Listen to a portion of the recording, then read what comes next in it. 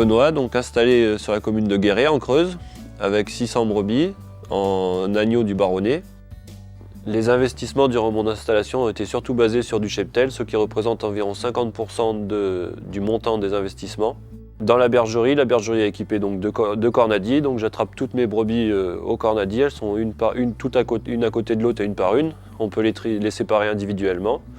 Et sinon, après, quand elles sont à l'herbe, tous mes champs sont clôturés en grillage, et donc une clôture rigide et avec peu d'entretien. Donc tous ces équipements-là ont été une priorité dans mes investissements pour me faciliter le travail au quotidien. Et après tout le restant du matériel, et en CUMA, j'ai juste acheté un tracteur d'environ 90 chevaux pour soigner mes brebis tous les jours, emmener du foin et faire le travail quotidien. J'ai choisi la CUMA pour limiter mes investissements au niveau matériel et aussi avoir du matériel performant et que mes chantiers se déroulent dans de bonnes conditions et à temps.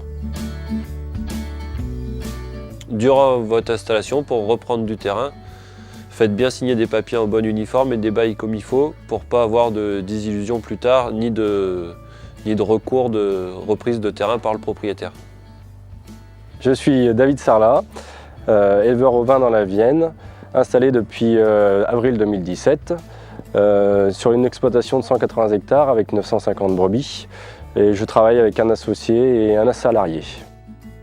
La chance que j'ai, c'est d'être arrivé là 3 ans auparavant en tant que salarié. Du coup, pour le cheptel, on a fait un accroissement interne, ce qui permet un investissement moindre.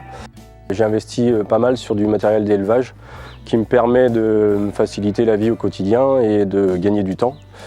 Et aussi de la pénibilité du travail pour la distribution du concentré, de la paille et du foin.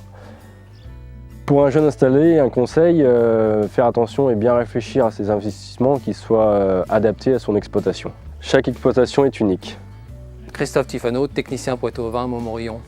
Il faut savoir que l'investissement, c'est le moteur de l'économie de toute exploitation. Même si on dit que c'est une production qui n'a pas besoin de forcément beaucoup de capital au départ, on sait parfaitement que cette production devra néanmoins investir assez rapidement pour développer son système et être performante dans le temps. Pour un éleveur en premier lieu, il va falloir hiérarchiser les investissements, c'est-à-dire donner une priorité aux investissements en fonction de ce qui est constaté sur l'exploitation, de ce qu'il va falloir faire évoluer. Donc effectivement, le mouton, on sait que c'est une production assez gourmande en main-d'œuvre et que ce poste-travail va devoir être rapidement ajusté et mis en place pour gagner du temps et libérer du temps pour notamment la vie de famille. Au préalable de chaque étude économique d'exploitation qui vise à un développement de projet, il est évident qu'une étude précise du chiffrage du projet doit être faite en préalable. Et cette étude montrera la faisabilité économique, donc on parlera de rentabilité de l'investissement, de la durée de l'investissement et de tous les moyens financiers qui devront être mis en œuvre pour rembourser ces nouvelles annuités. On ne peut pas investir aveuglément dans n'importe quel outil. Il est évident qu'il faut ajuster au fil de temps ces investissements sans pour autant se mettre dans une situation de trésorerie délicate.